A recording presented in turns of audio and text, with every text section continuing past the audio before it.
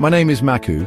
Today we are going to talk about leadership in the Old Testament compared to New Testament leadership. Biblical leadership, a foundation of service.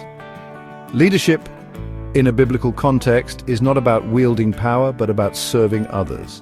It's about guiding people toward a God-given purpose. True biblical leaders are called by God, filled with His Spirit, and committed to serving His people.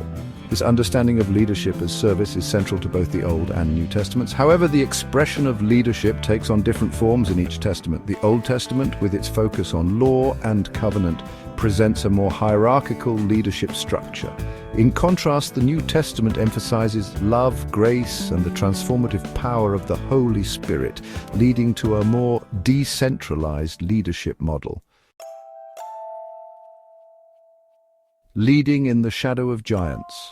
Old Testament models.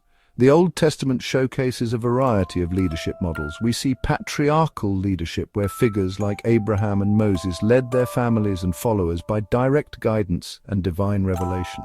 Then there's prophetic leadership, embodied by individuals like Elijah and Isaiah, who challenged kings, confronted injustice, and called the nation back to God. The establishment of the monarchy introduced kingship, with leaders like David and Solomon ruling over Israel. Although some kings led with wisdom and justice, others succumbed to pride and corruption. Lastly, we have priestly leadership, with Aaron and his descendants serving as intermediaries between God and the people, offering sacrifices and upholding the law. As Proverbs 11:14 says, "Where there is no guidance, a people falls, but in an abundance of counselors there is safety." The New Covenant, a new leadership, Jesus and the Apostles. Jesus Christ, the ultimate example of servanthood, revolutionized leadership. He led not by coercion, but by compassion, humility, and sacrificial love. He empowered his disciples, teaching them to serve one another and spread the gospel. After his ascension, the apostles, filled with the Holy Spirit, continued Jesus' ministry, establishing churches and spreading the message of salvation throughout the Roman Empire.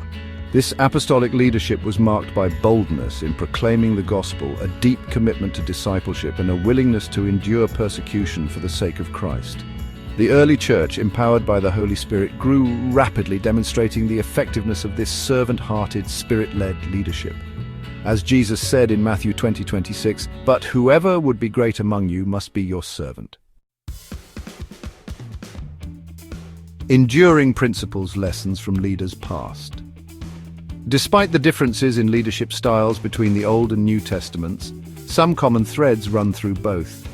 Both eras highlight the importance of a divine calling, with leaders being chosen and equipped by God for their specific tasks. Servant leadership remains a constant, emphasizing that true leadership involves putting the needs of others before one's own. For contemporary Christian leaders, the message is clear. We are called to lead like Jesus, with humility, compassion, and a heart for service. We are to empower others, equip them for ministry, and lead them towards a deeper relationship with God.